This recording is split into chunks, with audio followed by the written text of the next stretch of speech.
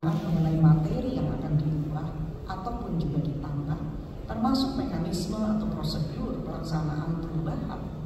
Dan dalam kaitan ini menjadi penting diperhatikan tahapan-tahapan yang dapat dilalui yang pada dasarnya menuju pada prosedur tadi. Yasgai menjelaskan pentingnya proses yang bertujuan yang pertama, yaitu merekonsiliasi berbagai kepentingan-kepentingan antar kelompok yang saling berkonflik, kemudian juga memperkuat kesatuan nasional, kemudian pemberdayaan masyarakat, dan mempersiapkan mereka untuk berpartisipasi di dalam kegiatan-kegiatan yang bersifat publik. Kemudian juga untuk mengelaborasi tujuan nasional dan nilai-nilai nasional, kemudian juga untuk memperluas agenda-agenda perubahan, kemudian memajukan pengetahuan dan respect terhadap principle of constitutionalism, dan yang terakhir adalah meningkatkan legitimasi dari sebuah penyelesaian kalau misalkan negara itu mengalami konflik. Bagaimana konstitusi itu dibuat ataupun diubah merupakan salah satu hal yang penting, dan hal ini disebabkan berbagai peran atau fungsi yang diemban oleh sebuah konstitusi. Konstitusi dapat berperan sebagai legitimasi pelaksanaan kekuasaan-kekuasaan yang ada pada suatu negara, serta melindungi kepentingan-kepentingan rakyat. Apabila digunakan dengan baik, maka konstitusi menyediakan landasan untuk hubungan-hubungan yang tepat, serta dapat diterima antara rakyat secara individu maupun kelompok dengan negara. Bahkan pada negara-negara yang mengalami internal konflik, konstitusi biasanya berfungsi sebagai hasil penyelesaian konflik tersebut, sebagaimana dialami oleh negara Sri Lanka. Konstitusi sangat sulit mewujudkan fungsi-fungsi di atas, kecuali jika konstitusi dibentuk melalui satu proses yang dapat menyatukan berbagai kesatuan politik yang saling berlawanan, mempunyai legitimasi dan dipahami secara luas, serta mampu memberikan hasil nyata serta efektif. Dan untuk mencapai semua itu, tidak lain melalui proses pembentukan yang demokratis, transparan, serta akuntabel. Dan agar konstitusi dapat menjalankan fungsi-fungsi di atas, Charles Saunders menawarkan 3 tahap yang dapat dipertimbangkan, yaitu meliputi agenda setting, design and development, serta approval yang akan meletakkan final say terhadap sebuah rancangan undang-undang dasar. Sedangkan Paul William berpendapat ada 4 tahap dalam pembentukan konstitusi, yaitu tahap persiapan, tahap merancang konstitusi, tahap konsultasi publik, serta tahap akhir dan tahap adopsi rancangan. Bagaimana dengan Indonesia? Sebelum perubahan Undang-Undang Dasar 1945 dilakukan, terdapat beberapa prinsip yang dipertimbangkan untuk dilaksanakan. Yang pertama, perubahan itu hanya akan mencakup batang tubuh dan penjelasan, kemudian penjelasan akan ditiadakan, materi muatan penjelasan yang bersifat konstitusional diintegrasikan dalam batang tubuh. Sesuai dengan pengertian perubahan, maka ketentuan-ketentuan perubahan tetap memelihara kehadiran Undang-Undang Dasar 1945 sebagai dokumen historis yang tetap dapat diketahui dan dikenali, serta penyempurnaan batang tubuh mencakup perluasan ketentuan-ketentuan yang telah ada, menambah ketentuan konstitusional baru yang semestinya ada dalam Undang-Undang Dasar, serta sangat dimungkinkan ada ketentuan yang menegaskan hal-hal tertentu tidak dapat menjadi objek perubahan. Dan dalam perjalanan perubahan Undang-Undang Dasar 1945, ternyata terdapat beberapa tantangan yang diidentifikasi oleh tim Lindsay. Yang pertama, pentingnya demokrasi yang ideal itu sebetulnya telah disepakati oleh semua elit politik. Namun masih muncul perbedaan pengertian dan konsensus yang lemah mengenai bagaimana bentuk demokrasi yang ideal bagi Indonesia, serta bagaimana menerapkan ide demokrasi tersebut. Dan yang kedua, tidak ada satupun pelaku utama politik yang mampu memberikan decisive decision, artinya keputusan yang decisive, sehingga mengakibatkan terjadinya kompromi, deal making yang mengantarkan perubahan-perubahan Undang-Undang Dasar 1945 sebagai tadi yang disebut sebagai uneven patchwork. Karena demokrasi itu dinegosiasikan pasal demi pasal. Kemudian yang ketiga, kekuasaan legislatif dan eksekutif yang mengontrol proses reformasi konstitusi harus melepaskan kekuasaan-kekuasaan yang dimiliki sebelumnya, terutama cabang kekuasaan legislatif. Akibatnya, DPR muncul sebagai single most important state institution, sementara MPR dan Presiden itu prove to have lost the most real power. Jadi Presiden dan MPR menurut Tim Lindsay itu adalah dua institusi yang kehilangan kewenangannya secara fundamental. Namun, patut dicermati, apakah benar kemudian Presiden menjadi lebih lemah dibandingkan setelah perubahan? Bukankah Presiden masih dapat mengajukan rancangan undang-undang sehingga dapat membentuk politik hukum? Apalagi DPR tidak dapat melaksanakan fungsi check and balances dengan baik akibat terjadinya praktek koalisi. Dari berbagai pendapat yang berkembang di masyarakat berkaitan dengan hasil perubahan konstitusi, paling tidak terdapat 3 jenis pendapat. Yang pertama, menghendaki perubahan kelima, dan itu tidak lain kembali ke Undang-Undang Dasar 1945 yang asli dan mencabut perubahan-perubahan yang telah ada. Dan hari-hari ini, bulan-bulan belakangan, kita mendengarkan kembali keinginan untuk re-amandemen kelima, tetapi dalam bentuk kembali pada Undang-Undang Dasar 1945 yang asli. Kemudian yang kedua, menghendaki perubahan kelima untuk mengganti Undang-Undang Dasar yang ada dengan Undang-Undang Dasar yang baru.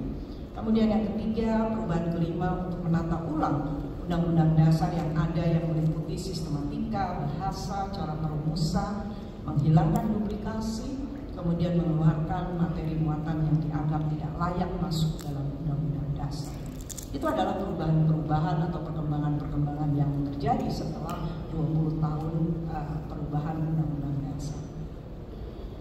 Wacana perubahan itu juga pertama kali terjadi pada tahun 2007 saat DPD mengajukan usul perubahan namun kandas di tengah jalan. Beberapa fraksi besar seperti FPP, FPG, FPDIP, dan terakhir PAN telah menegaskan sikap mereka menolak dilakukannya amandemen, sehingga praktis hanya FPKB yang sedari awal menunjukkan konsisten dukungannya. Dan keinginan untuk melakukan perubahan muncul kembali beberapa waktu lalu karena alasan akan memasukkan materi pokok-pokok haluan negara. Memperhatikan inisiatif atau usaha melakukan perubahan menarik untuk mengaitkan dengan pendapat Tom Ginsberg yang juga akan hadir pada Konferensi Nasional HTN ke-7 ini, dan James Melton mengenai budaya perubahan. Mereka membuat argumentasi bahwa budaya perubahan konstitusi atau constitutional amendment culture merupakan faktor determinan yang akan menentukan tingkat kecepatan perubahan atau amendment rate dibandingkan dengan faktor rigiditas aturan perubahan yang ada dalam konstitusi. Jadi Tom Ginsberg dan Melton mengatakan mudah atau sering atau tidaknya satu undang-undang dasar itu diubah tidak semata-mata didasarkan pada ketentuan mengenai perubahan, tetapi akan sangat digantungkan pada budaya perubahan undang-undang dasar atau yang disebut sebagai constitutional amendment culture. Dalam rangka memperkuat argumentasinya, mereka mendefinisikan budaya perubahan konstitusi sebagai seperangkat sikap bersama mengenai keinginan melakukan amandemen, terlepas dari masalah substantif yang sedang dipertimbangkan dan tingkat tekanan untuk melakukan perubahan. Jadi argumentasi Ginsberg dan Melton yang menyatakan bahwa budaya perubahan konstitusi adalah faktor yang lebih determinan dibandingkan dengan faktor rigiditas aturan perubahan konstitusi untuk menilai tingkat kecepatan perubahan adalah pendapat yang patut diapresiasi karena mereka berusaha menggunakan analisis teori sosial dan tidak semata-mata teori hukum. Melihat perjalanan amandemen Undang-Undang Dasar 1945 yang telah dijelaskan dan dikaitkan dengan budaya perubahan konstitusi sebagaimana dijelaskan oleh Ginsberg dan Melton, maka terdapat beberapa catatan. Yang pertama, status yang dilekatkan terhadap Undang-Undang Dasar 1945 sebagai dokumen yang disakralkan terutama pada masa Orde Baru mengakibatkan perubahan tidak pernah dilakukan. Dan Ginsberg Melton menyatakan perlunya menilai bagaimana sebuah konstitusi ditempatkan oleh masyarakat, terutama oleh penguasa. Tampaknya pada saat itu konstitusi dianggap sebagai sacred document atau dokumen yang suci. Yang kedua, akibat Undang-Undang Dasar 1945 ditempatkan sebagai dokumen sakral, maka Presiden Soeharto melalui persetujuan MPR menetapkan berbagai instrumen hukum di luar Undang-Undang Dasar berupa ketetapan MPR untuk memagari supaya Undang-Undang Dasar 1945 tidak mengalami perubahan. Kemudian yang ketiga, terdapat perspektif berbeda manakala 128 anggota DPD mengajukan proposal perubahan. Semula DPD mendapatkan dukungan yang diperkirakan mampu untuk melakukan perubahan kelima, tetapi di dalam pelaksanaannya ternyata banyak yang menarik dukungannya sehingga pasal 37 tidak dapat dilaksanakan. Yang keempat, catatan yang keempat, pada saat proses perubahan Undang-Undang Dasar 1945 antara tahun 1999 sampai dengan 2002 dibandingkan dengan usulan perubahan kelima menunjukkan budaya perubahan konstitusi yang berbeda. Perubahan pertama sampai dengan keempat mendapat dorongan kuat dari masyarakat dan didukung oleh partai politik. Namun sayangnya prosedur perubahan bersifat elitis. Sebaliknya pada usulan perubahan kelima tidak mendapat dorongan yang kuat dari rakyat. Sebalik usulannya hanya diajukan oleh elit penguasa. Kita tahu bagaimana ketua MPR, kemudian juga terutama ketua MPR itu yang mengajukan perubahan yang bersifat terbatas karena ingin mengakomodasi kembali PPHN. Dari kedua hal tersebut, maka sebetulnya sama-sama tidak dijumpai hambatan politik, namun catatan kritis harus diberikan untuk usulan perubahan kelima, karena usulan tersebut dikhawatirkan diajukan dengan motif untuk melindungi oligarki kekuasaan, bahkan hanya untuk melindungi kepentingan sesaat.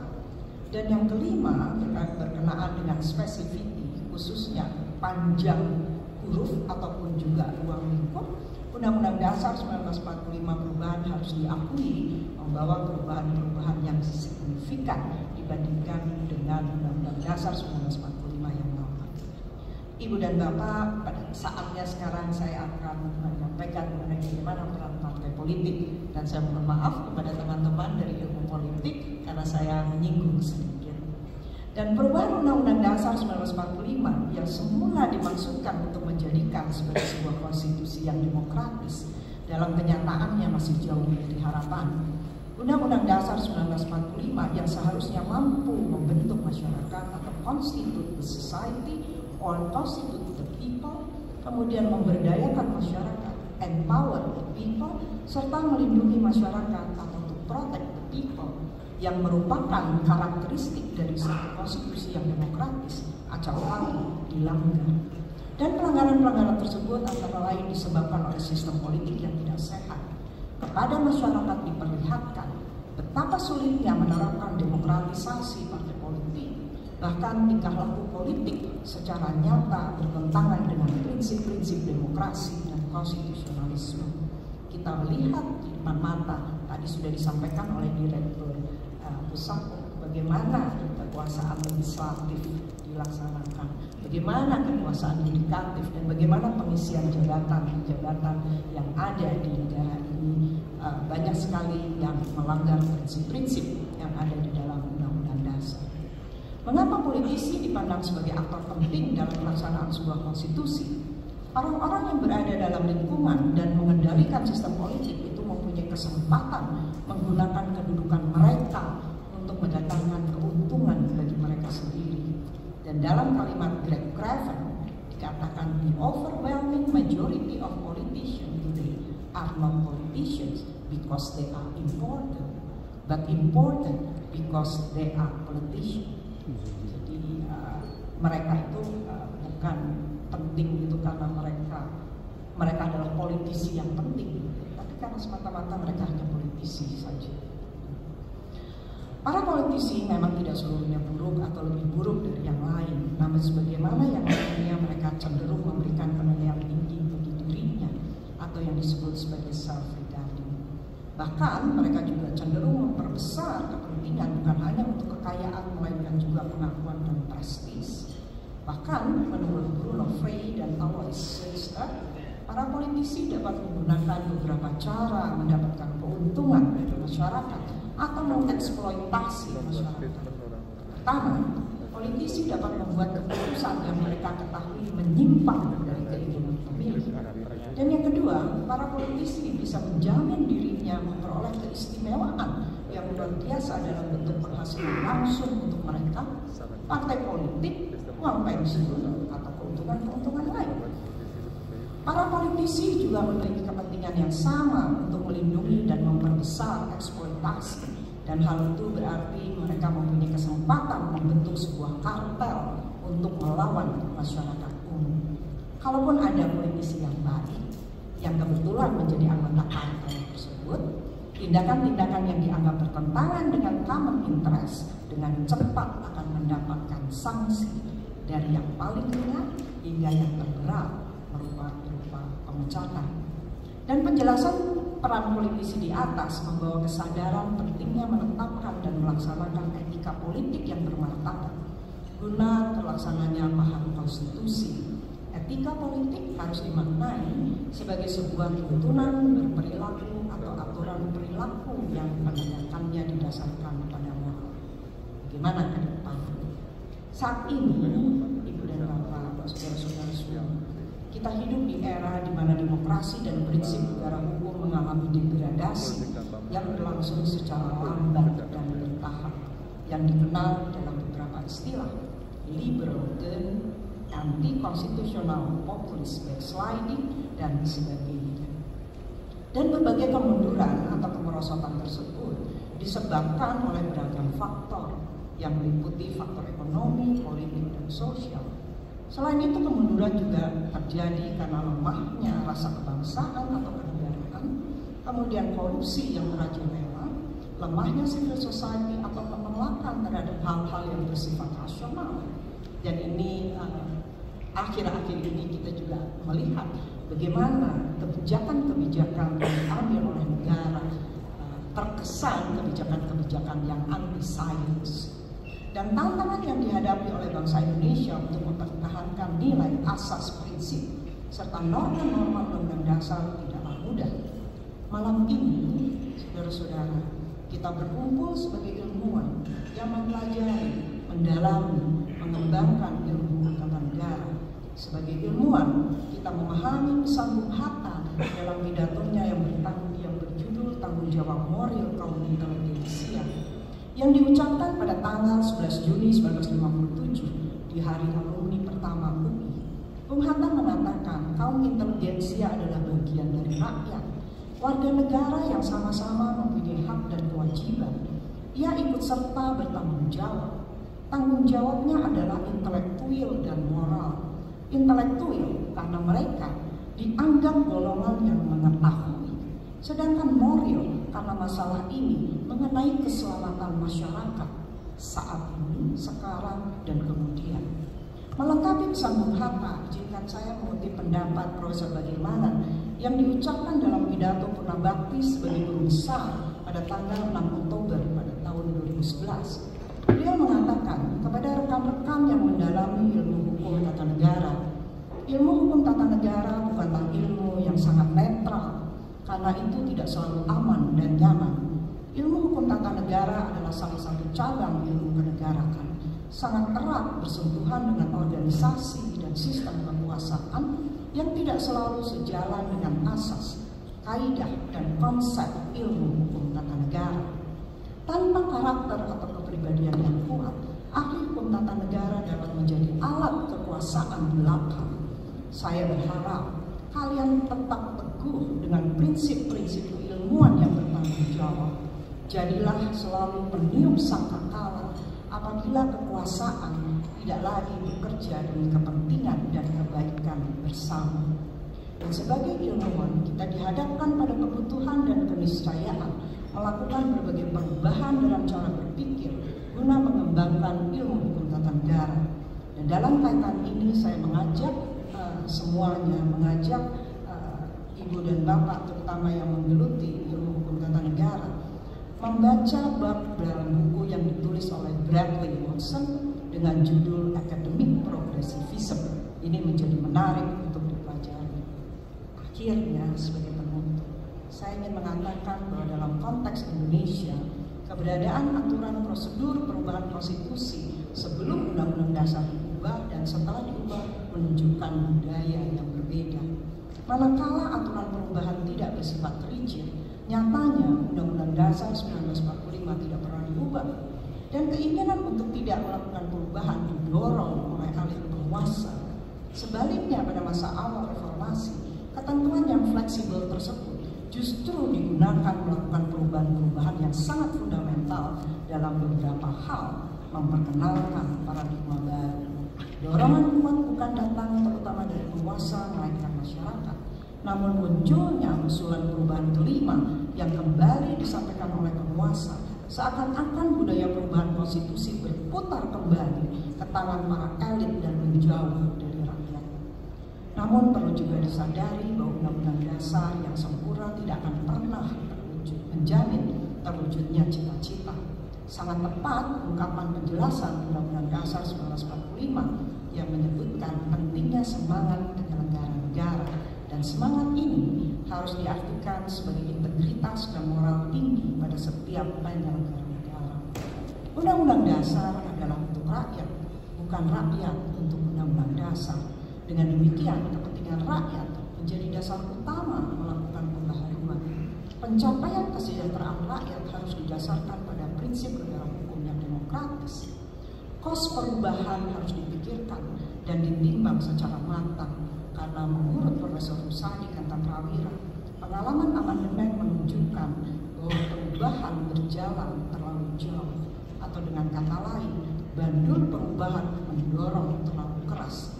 Rakyat didorong apabila menguntungkan pihak-pihak yang berkepentingan dengan perubahan, namun rakyat dicegah apabila perubahan dipandang tidak menguntungkan posisi para pihak yang berkepentingan.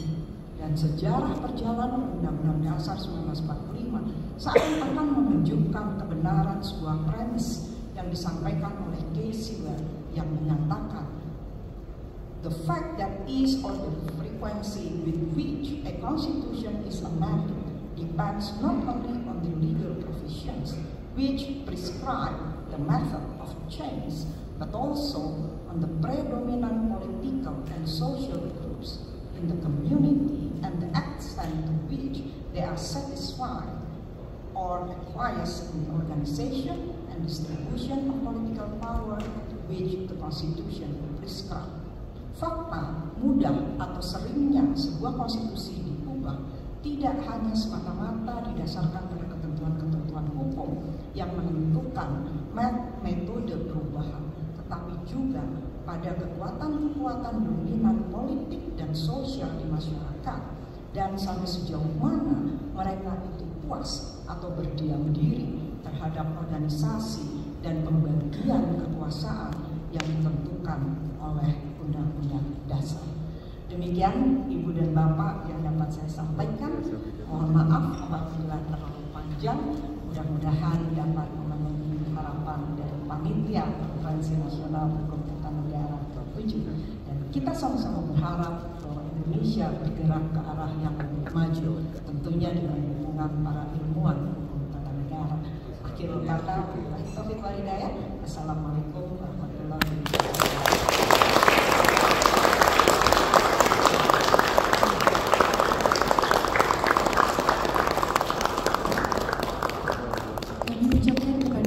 Susi atas orasi yang telah disampaikan.